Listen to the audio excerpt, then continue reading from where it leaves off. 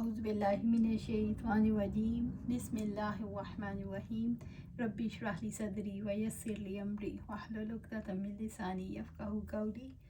ہم دیکھ رہے تھے فتنوں کا دور، آپ صلی اللہ علیہ وآلہ وسلم کی پیشن گوئیاں۔ ہم دیکھ رہے تھے 10 نشانیاں، ان میں سے 5 ہم نے دیکھ لی تھی لاسٹ ٹائم، اور اب چھٹی شروع کریں گے، امام مہدی کا ظہور۔ حضرت علی رضی اللہ تعالیٰ عنہ سے روایت ہے کہ رسول اللہ صلی اللہ علیہ وسلم نے فرمایا، اگر زمانے میں سے ایک دن بھی باقی بچ جائے گا تو پھر بھی اللہ تعالیٰ میرے اہل بیت میں سے ایک شخص بھیجے گا، وہ زمین کو انصاف سے اس طرح بھر دے گا، انصاف قائم کرے گا کہ وہ زمین جس طرح پہلے ظلم و زیادتی سے بھر گئی تھی۔ حضرت ام سلمہ سے روایت ہے رضی اللہ تعالیٰ عنہ سے کہ حضرت رسول اللہ صلی اللہ علیہ وسلم میں سے میں نے سنا کہ آپ صلی اللہ علیہ وسلم فرماتے تھے، مہدی میری نسل فاطمہ رضی اللہ تعالیٰ عنہ کی اولاد میں سے ہوگا۔ حضرت عبداللہ رضی اللہ تعالیٰ عنہ سے روایت ہے کہ حضور صلی اللہ علیہ وسلم نے ارشاد فرمایا، اگر دنیا کا ایک دن بھی باقی بچ جائے، حضرت زائد رضی اللہ تعالیٰ عنہ نے فرمایا، اللہ تعالیٰ اس دن کو اس قدر طویل فرمائیں گے کہ اس میں ایک شخص مجھ سے یا میرے اہل بیت میں سے بھیجے گا کہ اس کا نام میرے نام جیسا ہوگا اور میرے والد کا نام اس کے والد کے نام جیسا ہوگا۔ راوی حضرت فطر کی روایت میں سے اس قدر اضافہ ہے کہ وہ شخص زمین کو انصاف سے بھر دے گا جیسا کہ وہ زمین ظلم اور زیادتی سے بھر گئی تھی۔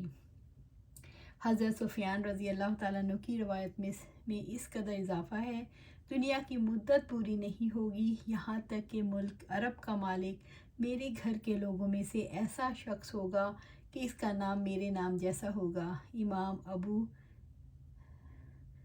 داؤد نے فرمایا، حضرت عمر اور حضرت ابوبکر کے الفاظ حضرت ابو سفیان جیسے ہی ہیں۔ حضرت ابو سعید خدری رضی اللہ تعالیٰ عنہ سے روایت ہے کہ آپ صلی اللہ علیہ وسلم نے ارشاد فرمایا، مہدی میری اولاد میں سے ہے، کشادہ پیشانی، کھڑی ناک والے، روئے زمین کو انصاف سے بھر دیں گے جس طرح زمین ظلم و زیادتی سے بھری ہوئی تھی، اور وہ زمین پر 7 سال حکومت کریں گے۔ حضرت ام سلمہ رضی اللہ تعالیٰ عنہ سے وہی حدیث روایت کی گئی کہ جس میں لشکر کے دھنسنے کا تذکرہ ہے کہ میں نے عرض کیا، یا رسول اللہ صلی اللہ علیہ وآلہ وسلم، اس شخص کی کیا حالت ہوگی جو کہ اس لشکر میں بادل نخاسہ داخل ہوا ہو؟ آپ صلی اللہ علیہ وآلہ وسلم نے فرمایا، تمام لوگ زمین میں دھنس جائیں گے لیکن ان لوگوں کا آخرت میں انجام ان کی نیت کے مطابق ہوگا۔ اور امام ابو داؤد فرماتے ہیں، بواسطہ ہارون، عمر، شعیب، ابو اسحاق سے مروی ہے کہ حضرت علی رضی اللہ تعالیٰ نے فرمایا، اور انہوں نے اپنے صاحبزادے حضرت حسن رضی اللہ تعالیٰ کی طرف دیکھا اور فرمایا، میرا بیٹا سردار ہوگا۔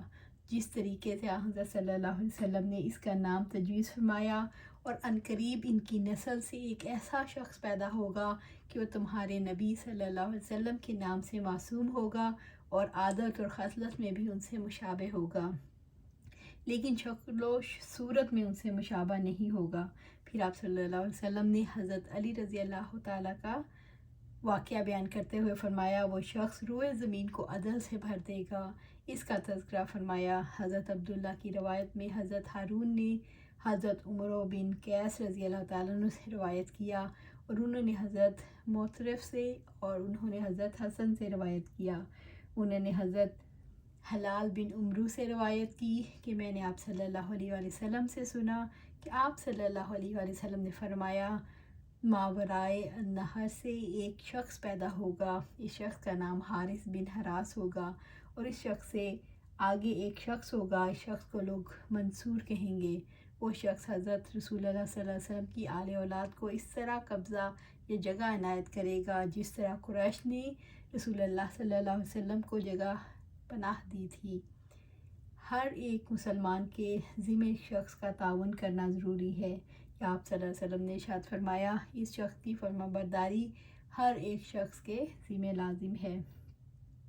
7ویں نشانی دجال۔ حضرت ابو ذر رحمۃ اللہ علیہ سے روایت ہے کہ حضرت مروان بن حکم کے پاس مدینہ میں مسلمانوں میں سے 3 آدمی بیٹھے ہوئے تھے، بس انہوں نے مروان سے سنا، اور وہ علامات قیامت کے بارے میں روایات بیان کر رہا تھا۔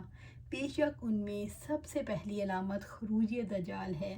حضرت عبداللہ بن عمر رضی اللہ تعالیٰ عنہ نے کہا، مروان نے کچھ بھی نہیں کہا، میں نے رسول اللہ صلی اللہ علیہ وسلم سے حدیث یاد کی جسے رسول اللہ صلی اللہ علیہ وسلم سے سننے کے بعد بھولا نہیں ہوں۔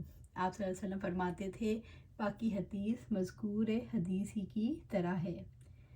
دجال سے بڑا کوئی فتنہ نہیں۔ حضرت ابو قتادہ اور ایک جماعت سے روایت ہے، ہم حضرت حشام بن عامر کے پاس سے گزر کر عمران بن حسین کے پاس جاتے تھے تو ایک دن حشام نے کہا، تم مجھے چھوڑ کر ایسے لوگوں کی طرف جاتے ہو جو رسول اللہ کی خدمت میں مجھ سے زیادہ حاضر رہنے والے نہیں ہیں اور نہ ہی آپ صلی اللہ علیہ وسلم کی احادیث کو مجھ سے زیادہ جاننے والے ہیں۔ میں نے رسول اللہ صلی اللہ علیہ وسلم کو یہ فرماتے ہوئے سنا، حضرت آدم علیہ السلام کی پیدائش سے لے کر قیامت تک پیدا ہونے والی کوئی بھی مخلوق دجال سے بڑی نہیں۔ حضرت شریک رضی اللہ تعالیٰ عنہ سے روایت ہے، اس نے نبی صلی اللہ علیہ وآلہ وسلم کو یہ فرماتے ہوئے سنا، لوگ دجال سے پہاڑوں کی طرف بھاگیں گے۔ شریک رضی اللہ تعالیٰ نے عرض کیا، اے اللہ کے رسول صلی اللہ علیہ وآلہ وسلم، ان دنوں عرب کہاں ہوں گے؟ آپ صلی اللہ علیہ وسلم نے فرمایا، وہ بہت کم ہوں گے۔ حضرت عائشہ رضی اللہ تعالیٰ عنہ کہتی ہیں کہ رسول اللہ صلی اللہ علیہ وسلم تشریف لائے اور میں رو رہی تھی۔ آپ صلی اللہ علیہ وسلم نے دریافت فرمایا، کیوں رو رہی ہو؟ میں نے عرض کیا، یا رسول اللہ صلی اللہ علیہ وسلم، دجال یاد آ گیا ہے، اس وجہ سے رو رہی ہوں۔ آپ صلی اللہ علیہ وسلم نے ارشاد فرمایا، اگر دجال میری موجودگی میں نکلا تو تم سب کی طرف سے میں اس کے لیے کافی ہوں گا، لیکن اگر وہ میرے بعد نکلا تو یاد رکھنا تمہارا رب کانا نہیں۔ دجال کون ہے؟ حضرت فاطمہ بن قیس رضی اللہ تعالیٰ عنہ فرماتی ہیں کہ رسول اللہ صلی اللہ علیہ وآلہ وسلم منبر پر تشریف فرما ہوئے تو مسکرائے، فرمایا، مجھ سے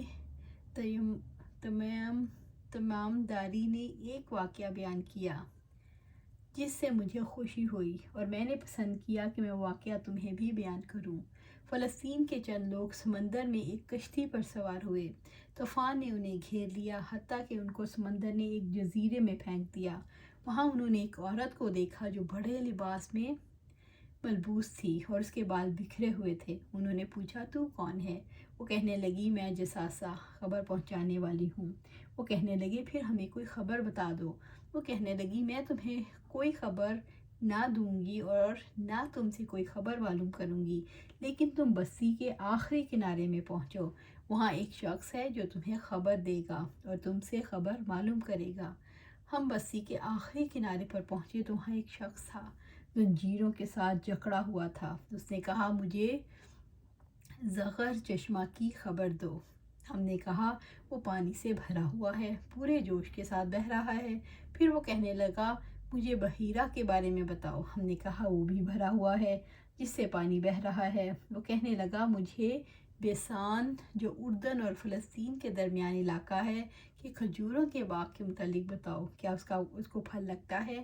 ہم نے کہا، ہاں۔ وہ مزید کہنے لگا، مجھے نبی صلی اللہ علیہ وسلم کے بارے میں بتاؤ، کیا وہ مابعوث ہو گئے ہیں؟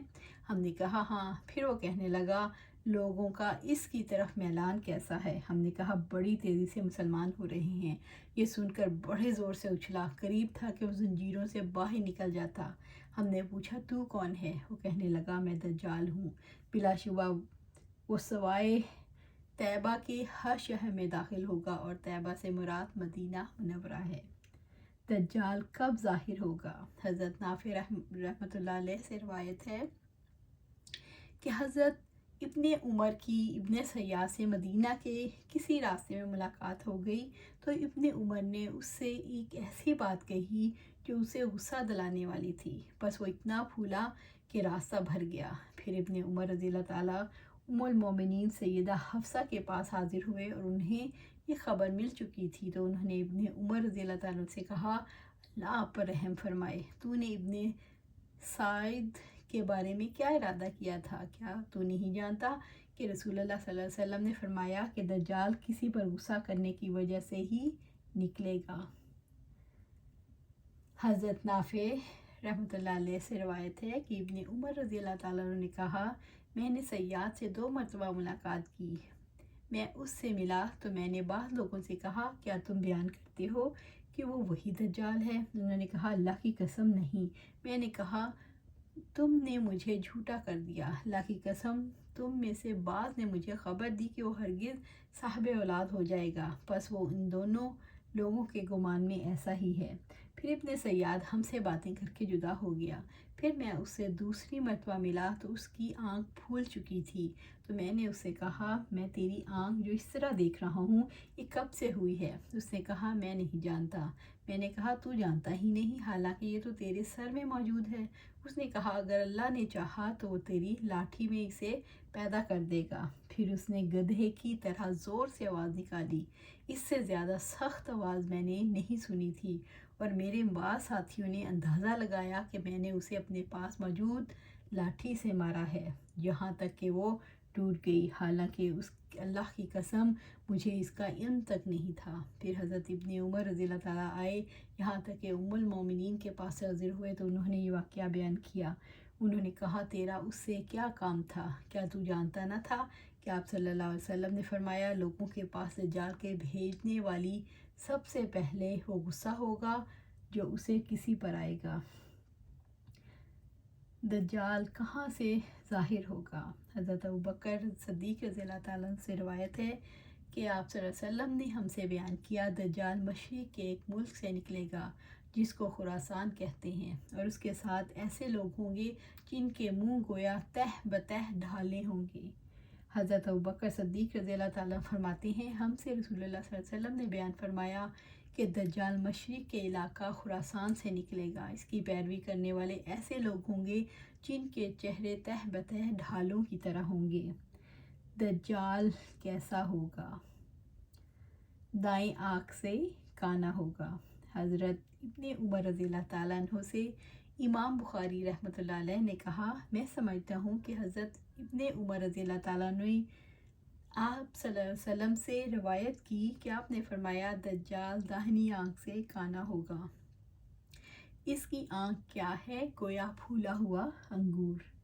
हज़रत अब्दुल्ला बिन उमर रज़ी अल्लाह ताला ने बयान किया कि रसूलुल्लाह सल्लल्लाहु अलैहि वसल्लम ने फरमाया, मैं सोया हुआ ख्वाब में काबा का तवाफ़ कर रहा था कि एक साहब जो गंदम गो थे और उनके सर के बाल सीधे थे और सर से पानी टपक रहा था पर मेरी नज़र पड़ी। मैंने पूछा, ये कौन है? मेरे साथ के लोगों ने बताया, ये हज़रत ईसा इब्ने मरियम है रज़ी अल्लाह अलैहिस्सलाम। फिर मैंने मुड़कर देखा तो मोटे शख्स पर नज़र पड़ी जो सुर्ख था, उसके बाल घुंघराले थे, एक आंख का काना था, उसकी एक आंख अंगूर की तरह उठी हुई थी। लोगों ने बताया, ये दज्जाल है। उसकी सूरत अब्दुल उज़्ज़ा बिन कतन से बहुत मिलती थी। हज़रत इब्ने उमर रज़ी अल्लाह ताला अन्हु फरमाते हैं कि नबी सल्लल्लाहु अलैहि वसल्लम से दज्जाल के बारे में पूछा गया तो आप सल्लल्लाहु अलैहि वसल्लम ने फरमाया, ख़बरदार, तुम्हारा रब काना होने के ऐब से पाक है। ख़बरदार, दज्जाल काना है, उसकी दाईं आँख अंगूर के फूले हुए दाने की तरह है। हज़रत हुज़ैफ़ा रज़ी अल्लाह ताला अन्हु से रवायत है कि आप सल्लल्लाहु अलैहि वसल्लम ने फरमाया, मैं खूब जानता हूँ कि दज्जाल के साथ क्या होगा। उसके साथ बहती हुई नहरें होंगी, उनमें से एक का पानी देखने में सफ़ेद होगा और दूसरी देखने में भड़कती हुई आग होगी। बस अगर कोई आदमी इसको पाले तो इस नहर में जाए जिसे भड़कती हुई आग तस्वर करे और आंख बंद करके अपने सर को झुकाए, फिर इससे पिए। बेशक वो ठंडा पानी होगा और बेशक दज्जाल बिल्कुल बंद आँख वाला होगा। इस पर एक मोटी फली होगी, इसकी आँखों के दरमियान काफिर लिखा हुआ होगा और हर लिखने वाला और जाहिल मोमिन उसे पढ़ लेगा। आज हम यही ख़त्म करते हैं। आगे हम दज्जाल के सर पर बहुत ज़्यादा बाल होंगे और उसकी डिस्क्रिप्शन और बाकी जो रह गई हैं निशानियाँ वो फिर देखेंगे इंशाल्लाह। अल्लाह सुब्हानहू व तआला हमें तौफीक दे कि हमें इस काबिल बनाए कि हम दज्जाल को पहचान सकें, हम उसका काफ़ारा लिखा हुआ पढ़ सकें। उसके लिए ज़रूरी है कि हम अल्लाह के दीन पर चलें, सूरत काफ को पढ़ें, उस पर अमल करें और इस दुनिया में मादा परस्ती में ना घुसें। मादा परस्ती में घुसे तो फिर بہت مشکل ہو جائے گا دجال کی پہچان کرنا اور اس سے دور رہنا۔ اللہ سبحانہ تعالیٰ ہمیں دجال کے فتنے سے بچائے، آمین یا رب العالمین۔